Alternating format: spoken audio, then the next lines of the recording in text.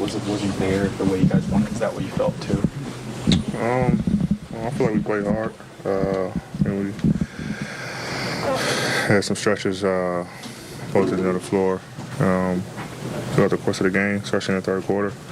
Whether the turnover, bad shot, miscues on defense, but I think we went out there and competed, trying to make the right plays. Like I said, the stretches in the third quarter, even in the end of the second, going into half. I think we had 21 points in the second and the third. We just didn't score enough. We did a pretty good job defensively. Started the first quarter. They had 33. Other than that, I think we held them under 26 each quarter, something like that. So just had them stretches where it's the tell of the game. And at this point, we got to be locked in for the full 48. We can't have those miscues. Which essentially cost us the game tonight.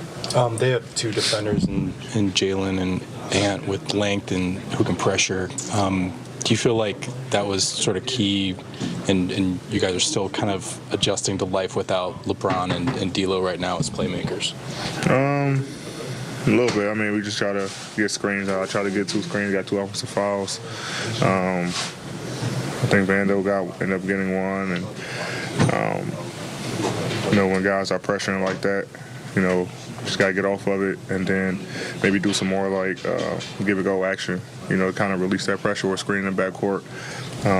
So our job is big to kind of free up our guards. Unfortunately, we got called with some offensive fouls today trying to do so, but I think we got ball handlers. DS handles the ball, AR. But we got to get them guys a little bit more freedom to be able to, create and play make by setting screens. Dalton said at times it seemed like you guys were stuck in mud out there. Do you feel that same way? Things are just like a step slow on offense? I don't know. Like I said, I feel like playing pretty good basketball. Shot some bad shots, some turnovers. Some miscues, but it just sucks because we, like I said, uphill battle, and every possession counts. But I think it's just our third quarter, and they got a little bit more physical with us to come out at halftime, and it took us a half a quarter to kind of adjust. And that kind of separated the game. That was the tail of the game right there, like the first 6 minutes of the third quarter. And they end up getting, 8, 10-point lead.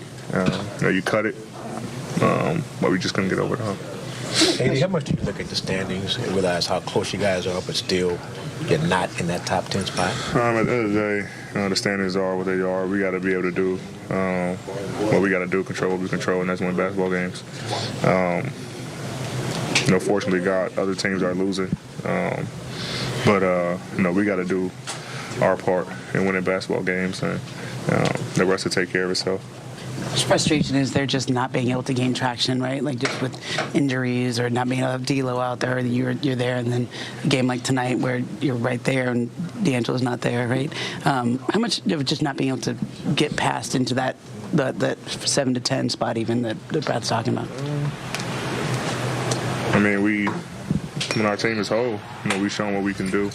And it's just tough, D'Lo comes in, I think maybe the third game, he rolls his ankle, Bron a couple games ago. So it's just tough, knowing how good we are as a whole.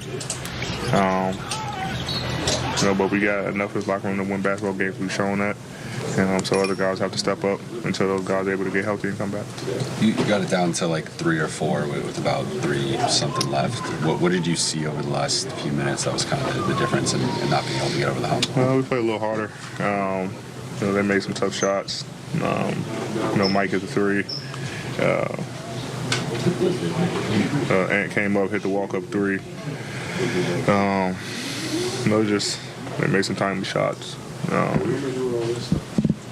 Like I say, it's tough. In the third quarter, we come out and kind of that first 6 minutes, and that's when the separation of the game happened, and now it's an uphill battle. So now you're using all your energy to just get it even, tie the game, instead of being up 2-4 whatever and pushing the lead up. So we just gotta be better. When you lost your shoe, was there a thought to foul, or did you feel like that affected the defensive possession in any way? A little bit. So it was definitely slippery. I'm not sure there was a penalty or not at that time, but you just try to get a stop. Rudy just made a great play to Mike. I tried to just get there and get back out, but I just couldn't move. On the perimeter with how they were pressuring with Edwards and McDaniels especially, and how did you feel like that impacted the offense in the game? I thought we allowed it to disrupt us a little bit. We got to anticipate that teams are going to come out like that, and we have to meet aggression with aggression. And I thought it was too many times we got caught up playing east-west instead of just putting our heads down and attacking the basket, getting to the paint, living at the free throw line. When teams are aggressive like that, you got to play downhill. You got to draw them. They're going to collapse. You got to make the simple pass, simple play. And I thought too many times we just got caught up in over-dribbling, holding the ball too many seconds, not playing with a sense of urgency, not playing with any pace. And we'll look at it on film tomorrow. Darvin, sort of related to that, when a guy is as hot as AD was tonight, 38 points, what can your team do better to play off of that and use his gravity more effectively than you guys were able to tonight? Well, it was a time that we just looked like we were playing in mud. We weren't playing fast enough. We weren't getting any stops. So once we were buckled down on defense, that gave us a chance to get back into the game. We were able to call some bad shots, some turnovers, get some rebounds and push it, play fast. And that really helped us. But that's how we have to play like that. It can't be because of pressure. We have to play like that whether there's pressure or not. That's how we have to play. And it just too many times I felt like our energy was off, our effort was off in certain plays. We didn't seem to have any urgency. It was like we were playing. They're playing. They're fighting for their life as well, trying to get into the postseason. And they had that urgency. We didn't. And that's something we have to address. And we talked about it in post game. But tomorrow we look at it on film and then try to come out and have a better performance on Sunday. Darvin, Dennis had 12 assists and 0 turnovers, which obviously is positive, but then 3 for 13. What do you make of his night, and how much, if at all, was he hampered by the ankle injury that he's dealing with? Well, he expressed no concern about playing. Our medical staff cleared him, and so that's not an excuse, and we're not going to use it as one. He wouldn't have been out there if it was an issue with his ankle.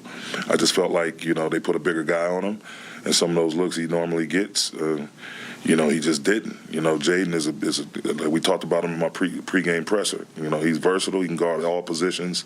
He's quick laterally, quick vertically. Extremely, extremely really good player. And, it just caused problems for him. And you're going to have nights like that. But Dennis did his best, to try to get other people going and finding the right people, getting the ball to the right people, thus the 12 assists. But, again, it was just a tough matchup. Darvin, you talked about them having a sense of urgency, and you guys obviously are right on that cusp. I don't know how much you guys watching the standings now, like the teams you're trying to catch or the teams you're trying to hold off for that to just get into the play-ins. We're all aware of it. It just, again, I tell my team every day the first order of business is to take care of our business. We have to come with energy, effort, and urgency. Those 3 words. And unfortunately, you can't coach any of those 3. We can encourage it. You can try to make it happen. You can find the right guys, the mix of guys that are playing with that and that edge that we need to have, and try to put them on the floor and have them close out the game or play in certain stretches, long stretches for you. But energy, effort, and urgency. We've been writing those words on our board.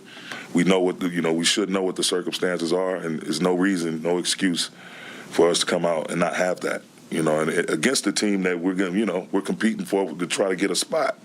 So you saw how the way they played. They were up in our chest all night. And it was times where until the very end when we finally woke up and got aggressive, we just seemed like we were on our heels. And you can't have that, especially when you're sitting in the position we're sitting in and try to get to where we're trying to get to. Is there also a quality of like LeBron's out and you kind of have to do it for him at this point? Like, do you that's sense that no in the locker room? excuse. Like we're not using that as an excuse. LeBron is, he's there coaching them up right along with the coaching staff, and even with D'Lo being out, we have more than enough. We have more than enough capable players to go out and win a game, and regardless of who we're playing, we have more than enough in that locker room to win. Lakers take on the Warriors Sunday. It's an early one. We're going to have the pregame coverage for you starting at 11:30. The game is on ABC.